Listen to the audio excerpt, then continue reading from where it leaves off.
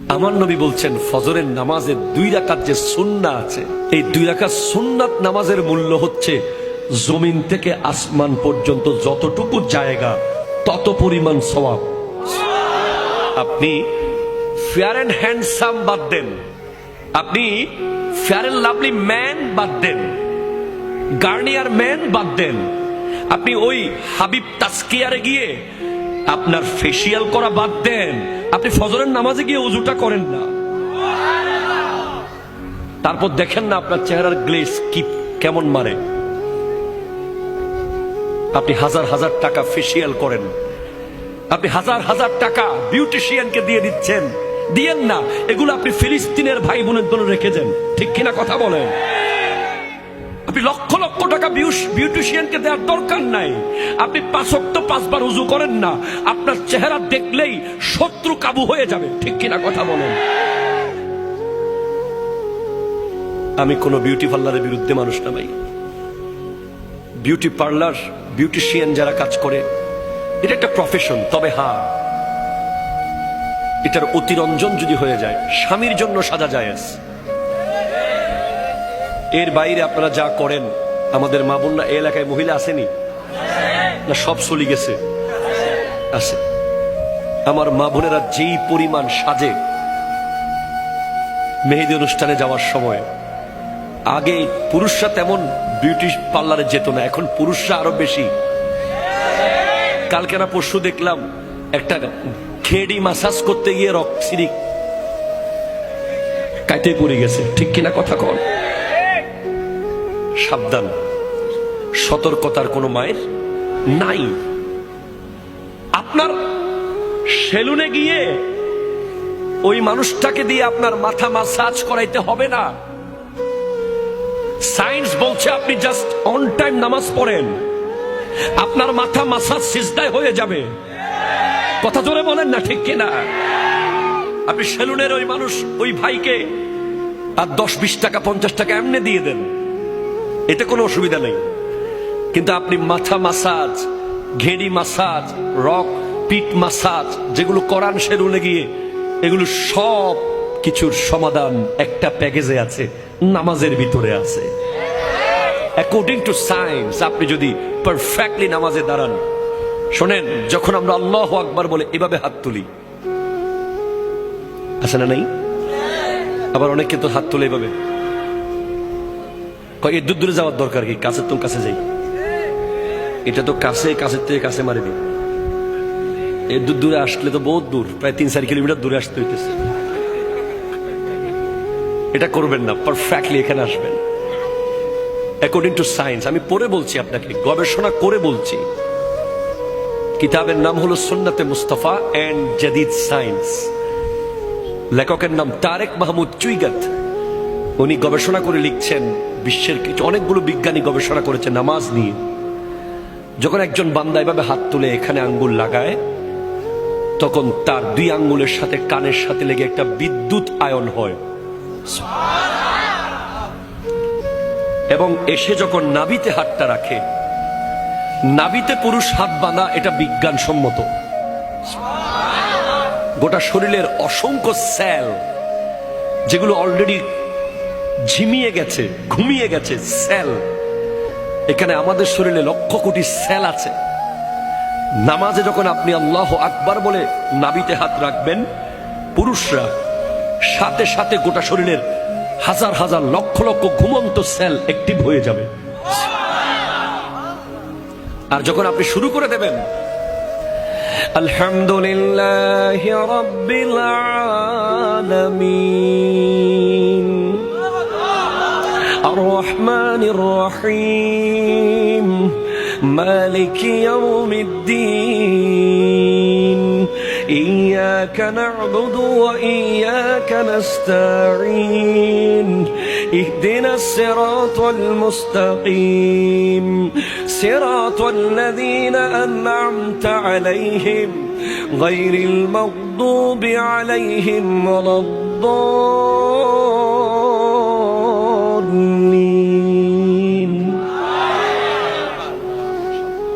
তখন প্রতি আয়াতে আয়াতে আপনার শরীরের অসংখ্য জায়গায় যেখানে রক্ত থেমেছিল, ব্লাড স্টপ ছিল, যেখানে কোষগুলো মরে যাচ্ছিল, সব থপ থপ করে জেগে উঠবে কোরআনের আয়াত শোনার সাথে সাথে। এজন্য যে সমস্ত মা বোনেরা নামাজ পড়ে ওদের সন্তান, আর যে সমস্ত মা বোনেরা নামাজ পড়ে না ওদের সন্তান, দুই সন্তানের মধ্যে আকাশ আর পাতাল বেশ কম থাকবে। আচরণে, ভদ্রতায়, নম্রতায়, ধৈর্যতে, সবকিছুতে পার্থক্য থাকবে। এমনিতে মায়ের বুকের দুধ, পৃথিবীর সমস্ত ভিটামিন মিনারেলস দুইটা পানির ভিতরে আল্লাহ দিয়েছেন, একটা জমজমের পানি আর একটা মায়ের বুকের দুধ। যেখানে আল্লাহ গোশতের ভিটামিন দিয়েছেন, মাছের ভিটামিন দিয়েছেন, এ টু জেড সব ভিটামিন মিনারেলস আল্লাহ দিয়েছেন জমজমের পানিতে আর মায়ের বুকের দুধে। এমনিতেই ওই দুধের মধ্যে আল্লাহর দেওয়া নিয়ামত তো আছেই, পাশাপাশি মা যখন সিনার মধ্যে হাত রেখে নামাজ পড়তে থাকে, কোরআন তেলাওয়াতের মাধ্যমে আরো বেশি শক্তিশালী হয় মায়ের বুকের দুধ। ওই দুধ যখন সন্তান পান করে ওই সন্তান আল্লাহর ওলি হয়ে যায়। ওই সন্তান জগতের শ্রেষ্ঠ ব্যক্তিত্ব হয়ে যায়। ওই সন্তান সমাজ সেবক হয়। ওই সন্তান ধৈর্যশীল হয়। যে সমস্ত মারা নামাজ পড়ে পড়ে সন্তানকে দুধ পান করায়। আব্দুল কাদের জিলানী রহমতুল্লাহ আলাইহি, ওনার মা ওনাকে পেটে রাখা অবস্থায় সব সময় কোরআন তিলাওয়াত করতেন। দুনিয়াতে আসার পরেও কোরআন তিলাওয়াত করতেন বলে আব্দুল কাদের জিলানী রহমতুল্লাহ আলাইহির একটা স্পেশালিটি হলো উনি মায়ের পেটে সেহেরি খেয়েছেন, দুনিয়াতে এসে ইফতার করেছেন। এটা আপনাকে মানতেই হবে ভাই, কারণ আমি এমন কিতাব থেকে বলছি বাহাজাতুল আসরার, যেটার দলিল সনদ অত্যন্ত মজবুত। সুবহানাল্লাহ জোরে পড়েন। এরপর যারা তাহাজ্জুদ পড়বে, আমি তো বলেছি আল্লাহর মোবাইল নাম্বার লাগবে আপনাদের, কথা বলে লাগবে কিনা বলেন না। রব্বুল আলামিনের একটা মোবাইল নাম্বার আছে। আমাদের কওমি ঘরানার এক হুজুরের মুখে আমি শুনেছি, আমার খুব ভালো লেগেছে কথাটা। উনি বলছেন আল্লাহর মোবাইল নাম্বার হচ্ছে 222। তাহলে কেমনে? রাতের 2টা বাজে 2 রাকাত তাহাজ্জুদ, 2 ফোঁটা চোখের পানি। রাতের 2টা বাজে 2 রাকাত তাহাজ্জুদ, 2 ফোঁটা চোখের পানি। আল্লাহর সাথে আপনার কথা শুরু হয়ে যাবে। আরে ভাই, আপনি যদি আমার বছরে একবার ফোন দেন, আমি কি চিনবো আপনাকে? চিনবো না ভাই, বিশ্বাস করেন চিনবো না, কষ্ট হবে। অ্যাক্সেস রোড দিয়ে এসে একটা বড় দোকান ছিল, নাম ছিল নিউ ফুডস কর্নার। ওই দোকান বরাবর যে মাঠ, মাঠের এক কোনায় 10-12 জন স্মার্ট যুবক ভাই ওয়াজ শুনতেছিল। এইভাবে করে আপনাকে বুঝাইতে হবে আমাকে, তখন আমি চিনবো।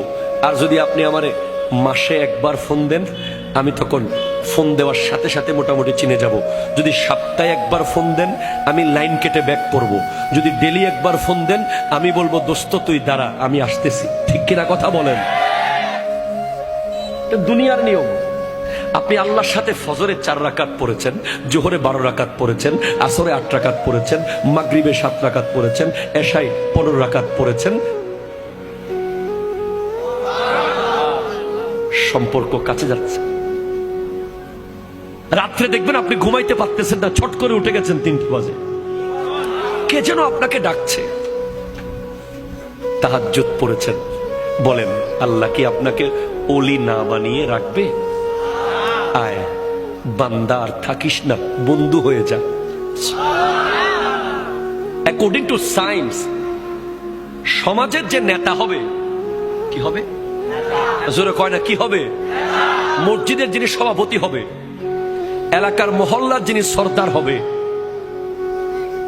যিনি দেশের শাসক, সমাজের শাসক, ইউনিয়নের শাসক, জেলার শাসক, উপজেলার শাসক, অ্যাকর্ডিং টু সায়েন্স তাকে তাহাজ্জুদ গুজার বান্দা হওয়া উচিত। ঠিক কিনা বলেন? তাহাজ্জুদ নিয়ে গবেষণা করেছে আমেরিকার একদল বিজ্ঞানী। তারা বলছে এটা কি সিস্টেম, রাতের মাঝরাতে ঘুম থেকে উঠে যাওয়া, এটা কি শরীরের জন্য কোনোভাবে ভালো হতে পারে? তখন তারা এক দলকে ঘুম পাড়িয়ে রেখেছে আর এক দলকে ঘুম থেকে তুলে দিয়েছে তাহাজ্জুদের টাইমে, দুইটা দল। পরে দেখা গেছে যারা তাহাজ্জুদের টাইমে ঘুম থেকে উঠে যায় তাদের ডিসিশন নেওয়ার ক্ষমতা সবচেয়ে বেশি অ্যাপ্রোপ্রিয়েট হয়। আমার নবী 63 বছর জিন্দেগিতে আমাদের 63,000 বছরের কাজ করে গেছেন। ঠিক কিনা বলেন না? কেমনে পারলেন? হ্যাঁ, উনি নবী, ওনাকে আল্লাহ ক্ষমতা দিয়েছেন, কিন্তু আমার নবীজির জন্য তাহাজ্জুদ ফরজ ছিল। একটা মানুষ যখন তাহাজ্জুদ পড়বে সে কোনোদিন লাইফে রং ডিসিশন নিতে পারবে না। তার ব্যবসা লস হয়ে যাবে, সে সুইসাইড করবে না। হাজারো মেয়ে তাকে ছেড়ে চলে যাবে, সে হাত কেটে ফেলবে না। কথা বলেন ঠিক কিনা? তার সম্পদ নষ্ট হবে, সন্তান মারা যাবে, তার লাইফে যতই ঝড় আসুক, তাহাজ্জুদের মজা একবার যে পেয়েছে। সমাজে যে সিদ্ধান্ত নেওয়ার মিটিং হলে 100 জন তাহাজ্জুদ ছাড়া নামাজ যে সিদ্ধান্ত দেবে ব্যক্তি, আর একজন তাহাজ্জুদ পড়নেওয়ালা ব্যক্তির সিদ্ধান্ত ওই 100 জনের চেয়ে বেশি নিখুঁত হবে। আমাদের সমাজে এখন লিডার যারা হয় তারা তো তাহাজ্জুদ তো দূরের কথা, কথা কয় না। ঠিক কিনা? কথা কয় না। এজন্য নেতৃত্বে যারা থাকবে তাদের তাহাজ্জুদ পড়া দরকার, যাতে তারা সিদ্ধান্ত দেওয়ার সময় জনগণের কল্যাণে, দেশের কল্যাণে, সমাজের কল্যাণে সিদ্ধান্ত দিতে পারে। ঠিক কিনা? কথা বলেন। নামাজ আপনি পড়ছেন না, আপনি নামাজ পড়ছেন না, আমি অবাক হয়ে যাচ্ছি। আপনি নামাজ কেমনে পড়ছেন না? আপনি কি জানেন না একটা সিজদা না করার অপরাধে কি শাস্তি পেয়েছে শয়তান? কয়টা সিজদা? জোরে কর না, কয়টা? তাও আল্লাহকে না, আল্লাহর নবী আদম আলাইহিস সালামকে। একটা সিজদা করে নাই, অহংকার করেছে, বিনিময়ে জান্নাত থেকে আল্লাহ বের করে দিয়েছে তাকে। কিয়ামত পর্যন্ত লানত প্রাপ্ত শয়তান। পৃথিবীর এমন কোন জায়গা নাই যেখানে সে সিজদা করে নাই আল্লাহকে, কিন্তু আল্লাহর কথা মতো একটা সিজদা না করার অপরাধে যদি সে এমন শাস্তির শিকার হয়, আপনি তো জানেন না প্রতিদিন 17 রাকাত হচ্ছে ফরজ নামাজ, 17 দুগুণ 34টা সিজদা। এগুলো কাকে করতে বলা হচ্ছে? আল্লাহ নিজেকে করতে বলছেন। হাইয়া আলাস সালাহ, হাইয়া আলাল ফালাহ। হ্যাঁ বলছে, হ্যাঁ বলছে, আজকেও বলেছে। হ্যাঁ, আজকে 17ই নভেম্বর অনেক ব্যবসায়ী এখানে আছে। ওই ওষুধের দোকানে যিনি ব্যবসা করেছেন ভালো করেছেন, কুলিং কর্নারে যিনি ব্যবসা করেছেন ভালো করেছেন, অনেকেই ব্যবসা করেছেন ভালো করেছেন। তবে আরেক দল ব্যবসায়ী এখানে আছে যারা আল্লাহর সাথে ব্যবসা করেছে। 17ই নভেম্বর ফুল লাভবান হয়েছে, এক বিন্দু লস করে নাই। ফজর পড়েছে, জোহর পড়েছে, আসর পড়েছে, মাগরিব পড়েছে, এশা পড়েছে, নফল পড়েছে, সুন্নাহ পড়েছে, আখিরাতের লাগেজে অনেক কিছু প্রবেশ করিয়েছে। আর যারা শেষ করে দিয়েছে, পড়ে নাই, খোদা কি কসম, কিয়ামতের আগে আর কোনোদিন আজকের 17ই নভেম্বর ফেরত আসবে না। যুবক ফেরত আনতে পারবা না আজকের ফজরের নামাজ, আর কোনোদিন ফেরত আনতে পারবা না। সারা জিন্দেগি সিজদা করলেও আজকের ফজরের নামাজের অন টাইম পড়ার যে নিয়ামত, এটা তুমি আর কোনোদিন পাবা না, কোনোদিন পাবা না। নবীজির সাহাবারা যদি এক ওয়াক্ত নামাজ জামাত ছুটে যেত, আরে সিদ্দিক আকবর যখন নামাজে দাঁড়াতেন, পাখি এসে বসে পাখি বিশ্রাম করে চলে যেত। পাখি কনফিউজ হয়ে যেত, উনি কি মানুষ না গাছ? সিদ্দিক আকবর রাদিয়াল্লাহু তাআলা আনহু একদিন মন খারাপ করেছে, মন খারাপ। আমার নবী জিজ্ঞেস করছেন, আবু বকর তোমার মন খারাপ কেন? বলে, তোমার তো প্রথম তাকবীর মনে হয় ছুটে গেছে নামাজে। কারণ সিদ্দিক আকবরের জীবনে কোনো রেকর্ড নাই যে ইমামের পিছে উনি প্রথম তাকবীর ছেড়েছেন, এমন কোন রেকর্ড নাই। কখনো গিয়ে রুকুতে গেছেন জামাতে, কখনো সিজদাতে, এমন রেকর্ড নাই। ওনার লাইফে প্রত্যেকটা নামাজ উনি ইমামের সাথে সাথেই নামাজের নিয়ত করেছেন। বলে, ইয়া রাসূলুল্লাহ, আমার 40টা ওঠ হারিয়ে গেছে, কিন্তু নবী আমার কাছে নামাজের প্রথম তাকবীরের মূল্য হলো গোটা পৃথিবী পরিমাণ ওট যদি আমাকে মালিক বানিয়ে দেয়া হয়। আমাকে যদি কেউ বলে তুমি নামাজে 1 মিনিট পরে যাও, 1 মিনিট পর, 1 মিনিট পরে গেলে তোমার সমস্ত ওটগুলো বেঁচে থাকবে, আর 1 মিনিট আগে নামাজে গেলে তোমার ওটগুলো সব তুমি হারিয়ে ফেলবে। আমি আবু বকর পৃথিবী পরিমাণ ওট হারাতে রাজি, ইমামের পেছনে প্রথম তাকবীর আমি ছাড়তে রাজি না। আপনি জানেন, আপনি হাসতেছেন এখনো, আপনি এখনো গল্প করছেন। আপনি কি জানেন জীবনটা কি? আপনি জানেন না আসলে। আমার নবীজি বলেছেন, আমি যা জানি তোমরা যদি তা জানতে তোমরা কোনো দিন হাসতে না। হ্যাঁ, হযরত রবি বিন হুসাইন একজন তাবেঈ, উনি উনার ঘরের বেডরুমে কবর করেছেন। কবর, বেডরুমে। পৃথিবীর কোন পাগল বেডরুমে কবর করবে? একটা রুমের ভাড়া কত টাকা? আমরা তো শহরে ঘর বানানোর সময় জানাজার লাশ বের হওয়ার জন্য জায়গাও রাখি না। কোরবানির পশুটা জবাই করি হাইওয়ে রোডে। আমরা মুসলমান। আর আল্লাহর নবীর কলিজার টুকরা সাহাবাদেরকে যারা দেখেছেন, তাবেঈনদের একজন রবি বিন হুসাইন, উনি উনার ঘরের বেডরুমে কবর করেছেন। কেন জানেন? এই শুনেন, 1 মিনিটের জন্য কখনো যদি আল্লাহর ধ্যান থেকে ওনার মন দুনিয়ার দিকে আসতো, উনি সাথে সাথে ওই কবরে ঢুকে যেতেন। ঢুকে গিয়ে উপরে দরজা বন্ধ করে দিতেন, বন্ধ করে ঘন্টার পর ঘন্টা কবরে শুয়ে শুয়ে কান্না করতেন। যখন মনে হতো যে আল্লাহ বোধহয় এবার মাফ করেছে, কি উনি সুদ খান নাই, ঘুষ খান নাই, জুলুম করেন নাই, মিথ্যা বলেন নাই, গীবত করেন নাই, শুধু 1 মিনিটের জন্য দুনিয়ার দিকে মন গেছে, উনি কবরে ঢুকে গেছেন। ওনাকে জিজ্ঞেস করা হয়েছে, তোমাকে এরকম আখিরাতের প্রতি ভয়, কে কে তোমাকে এমন আখিরাত মুখী করলো? উনি বলছেন, কামারের দোকান। আমি রবি যখন কামারের দোকানের পাশ দিয়ে যাচ্ছিলাম, আমি দেখছিলাম বড় বড় লোহার কদ্দা আগুনে গলে যাচ্ছে। তখন আমি ভাবলাম, লোহা যদি দুনিয়ার আগুনে জ্বলে পুড়ে গলে যায়, আমার হাতের চামড়া তো অনেক নরম, আমি জাহান্নামের আগুনে কিভাবে জ্বলবো?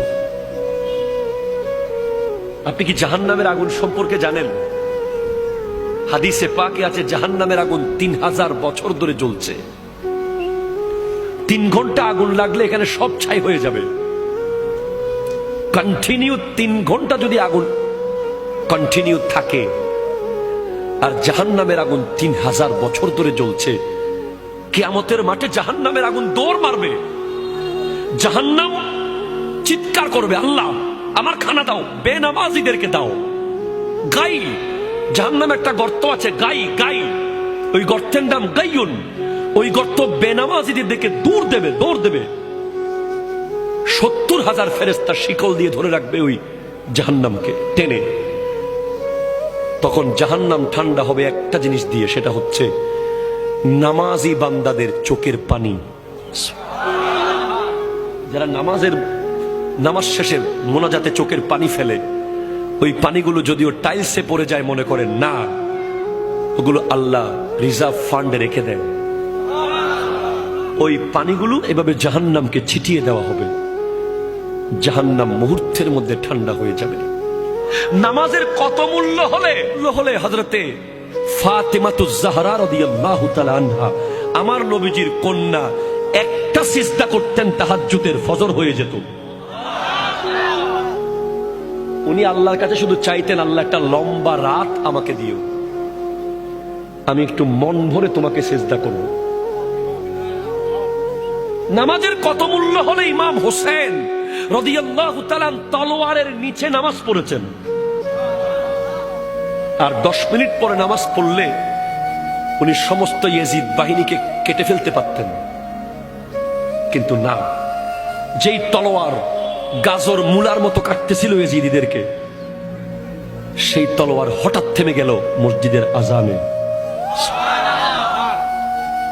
উনি নামাজে দাঁড়িয়ে গেছেন। কবর ডেকে ডেকে বলছে আমাদেরকে, কবর ডেকে ডেকে বলছেন, কবরস্থানে গিয়ে একটু শোনেন না। আল্লাহ আমাদেরকে সেটা শোনার ক্ষমতা দেয়নি বলে আমরা শুনতে পারতেছি না কবরের আওয়াজ। কিন্তু আমার নবী শুনেছেন, আমাদেরকে বলেছেন কবর প্রতিদিন 10টা বাক্য বলে বলে ডাকে। তার মধ্যে 1 নম্বর, তাসআ আলা জাহরি ওয়া মাসিরুকা ফি বাতানি। আমার পিঠের উপরে দৌড়াদৌড়ি করতেছিস তোরা, এত অহংকার। আমি কবরের পিঠের উপরে এত ভাবসাব তোর, কিসের এত অহংকার তোর? ওয়া মাসিরুকা ফি বাতানি, কালকে আমার পেটে তুই আসবি, কালকে। ঠিক কিনা কথা বলেন না? কালকে আসবি আমার পেটে তুই, কবর বলছে। 2, ওয়াত্তাসআ আলা জাহরি ওয়া তুআজ্জাবা ফি বাতানি। আমার পিঠের উপরে গুনাহ করছিস, আমার পেটে তোকে আসতে হবে। কবর বলছে ওয়াতানদিমু আলা জাহরি, আমার পিঠের উপরে হাসি ঠাট্টা মজাক করছিস। ওয়াতাবকি ফি বাতানি, আমার পেটে তোকে কাঁদতে হবে। হ্যাঁ, জি,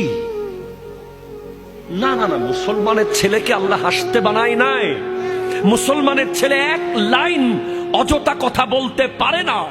কোরআন বলেছে ডাক্তার সফল বলেনি, কোরআন ইঞ্জিনিয়ার সফল কোরআন বলেনি, পলিটিশিয়ান সফল কোরআন বলেনি, ব্যারিস্টার সফল কোরআন বলেনি।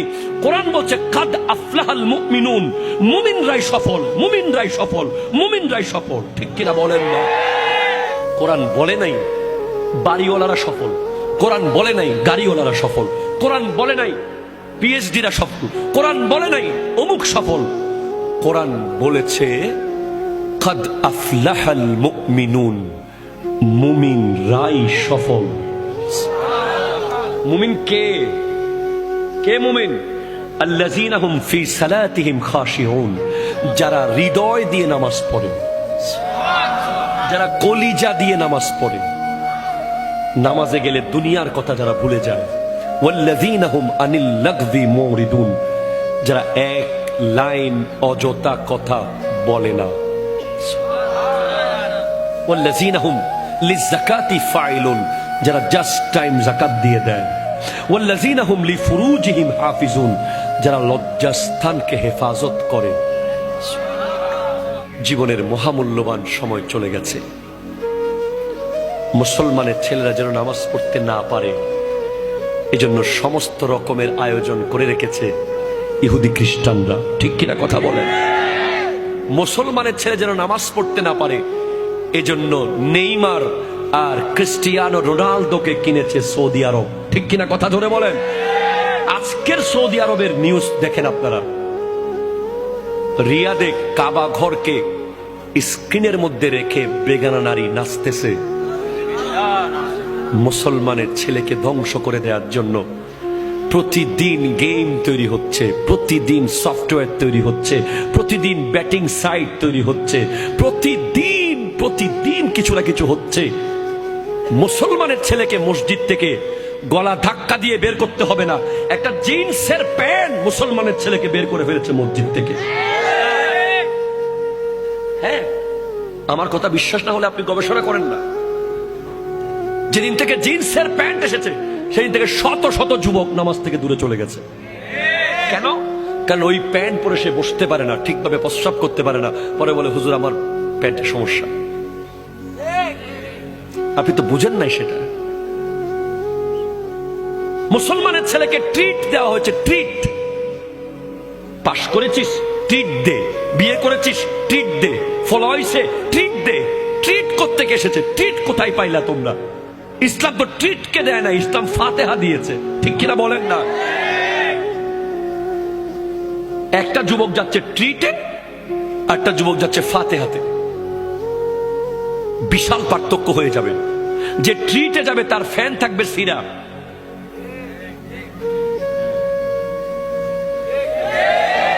টাকা দিয়ে ছেঁড়া প্যান্ট মুসলমানের ছেলেরা কিনেছে, লজ্জা লেগেছে, লজ্জা, ঠিক কিনা কথা বলেন? মাথা হেট হয়ে গেছে। টাকা দিয়ে মুসলমানের ছেলে যখন ছেঁড়া প্যান্ট কিনে কিনে পরে, আমি নিজে ধোকা খেয়েছি একবার, এভাবে ধরে রাখছি আমার এক আত্মীয়কে হাত দিয়ে। সে বলছে কিভাবে ধরে রাখছেন? আমি তোমার প্যান্ট ছিঁড়ে গেছে, তাড়াতাড়ি যাও, বাসায় গিয়ে চেঞ্জ করে আসো। বলে না না না, এটা তো ফ্যাশন। কি করবেন বলেন? আজকে মুসলমানের ছেলের দরকার ছিল ফিলিস্তিনে গিয়ে যুদ্ধ করা, ঠিক কিনা কথা বলেন? আজকে দরকার ছিল সালাউদ্দিন আইয়ুবীর উত্তরসূরি হয়ে ওই ভারতে আমার নবীর বিরুদ্ধে যখন কথা বলেছে, ওই হিন্দু পুরোহিত মুসলমান যুবকরা সব মুম্বাইয়ে একসাথে হয়েছে। সেদিন সাংবাদিক জিজ্ঞেস করেছিল, আপকা ঘর कैसे चल रहा है, आपका संसार कैसे चल रहा है, आपका बाल बच्चा कैसे चल रहा है, आप सब तो मुंबई में आ गया। তখন এক মুসলমান যুবক বলেছিল, भाई नबी के आगे कोई बिजनेस नहीं है, नबी के आगे कोई माँ बाप नहीं है, नबी के आगे कोई बच्चा नहीं है, नबी हमारा जान से भी प्यारा है। মোবাইলের চার্জ চলে গেলে যতটুকু টেনশন আপনি করেন, নামাজ ছেড়ে দিলে ততটুকু টেনশন করেন না কেন? কথা বলেন ঠিক কিনা? ফেসবুক লক হয়ে গেলে আপনার টেনশনে খাবার দাবার বন্ধ হয়ে যায়। আপনি আবার নবীর সামনে দাঁড়াতে পারবেন? আপনি আল্লাহর সামনে কেমনে দাঁড়াবেন? আল্লাহ তো আপনার পক্ষে গিয়ে ফেরেশতাদের বিরুদ্ধে গিয়েছিল। আল্লাহ বলছেন, ইন্নী জাইলুন ফিল আরদে খলিফা, আমি জমিনে আমার খলিফা বানাবো, মানুষ বানাবো। ফেরেশতারা বলছে, আতাজালু ফিহা মান ইউফসিদু ফিহা ওয়া ইয়াসফিকুদ দিমা, আপনি কাদেরকে বানাবেন? যারা জমিনে গিয়ে মারামারি কাটাকাটি করবে তাদেরকে? আল্লাহ বলছেন, না, ইন্নী আ'লামু মা লা তা'লামুন, আমি যা জানি তোমরা তা জানো না। তো আজকের দিনে আপনি যদি বেহায়াপনা করেন, আপনি রং তামাশা করেন, আপনি ইহুদিদের মতো যদি চুল কাটেন, কথা জোরে বলেন ঠিক কিনা? চুলের এদিকে ঘষা মারা, এদিকে আগা মারা, ওইদিকে মাথা মেরে দেওয়া, আনারস কাট, এগুলো মুসলমানের চুল নয়, এগুলো ইহুদিদের চুল। কথা বলেন ঠিক কিনা? হাত তুলে বলেন ঠিক কিনা বলেন। আপনি আগে মাথার চুল ঠিক করেন, তারপর ফিলিস্তিনের পক্ষে কথা বলেন। আপনার আপাদে মস্তক আপনি চেক করেন, ইহুদিদের কি কি আপনার ভিতরে ঢুকে গেছে। আপনি যে নেইমার আর মেসিকে নিয়ে শত শত দিন বন্ধুর সাথে তর্ক করেছেন, সেই নেইমার আজকে কোথায়? সৌদি আরবে। আপনার আমার ফিলিস্তিনের ভাই বোনদের টাকা, আপনার আমার টাকা, তেলের টাকা, আল্লাহর দেওয়া টাকা, সেই টাকা আজকে নেইমারকে 5 স্টার হোটেলে রেখে সৌদি আরবকে ফুটবল শেখানো হচ্ছে। বিনিময়ে কি পেলাম? ফুটবলের মধ্যে এখন কালিমা। আপনি ইন্টারনেটে সার্চ করেন, মেড ইন চায়না ফুটবল বানাচ্ছে, শত শত বল যেখানে সৌদি আরবের পতাকা লাগানো আছে, লা ইলাহা ইল্লাল্লাহু মুহাম্মাদুর রাসূলুল্লাহ।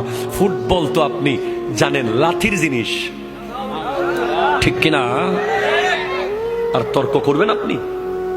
আপনি যেভাবে বন্ধু নিয়ে চিপস, কোক, স্প্রাইট, চনাচুর নিয়ে যেভাবে বিশাল এলইডি টিভিতে ফুটবল কোপা আমেরিকার ফাইনাল দেখতে বসেছিলেন, সেভাবে যদি একবার নিজের ঘরে কোরআন তেলাওয়াত করতে বসতেন, আপনি ওলি আল্লাহ হয়ে যেতেন, ঠিক কিনা কথা বলেন? বসেন নাই, বসেন নাই। আপনাকে আল্লাহ বলবে, শেষ কথা, আমার শেষ কথা। আল্লাহ বলবে, তুই ঢাকা যাওয়ার সময় 3 ঘন্টার ভিতরে সব প্রস্তুতি নিতে পেরেছিস, গামছা, লুঙ্গি, ব্রাশ, টুথপেস্ট, টিকেট সব 3 ঘন্টায় রেডি। তুই দুবাই যাওয়ার সময় 3 দিনে সব প্রস্তুতি নিয়েছিস। আর আমি আল্লাহর সামনে আসার জন্য তোকে 90 বছর টাইম দিয়েছিলাম, তোকে 70 বছর টাইম দিয়েছিলাম। তোকে 50 বছর টাইম দিয়েছিলাম, কই তুই এত অগোছালো কেন? কোথায় তোর আমল নামার এই হাল কেন? বাস এই প্রশ্নের উত্তর যেন দিতে পারেন আল্লাহর সামনে। আল্লাহ পাক আমাদেরকে কবুল করুন।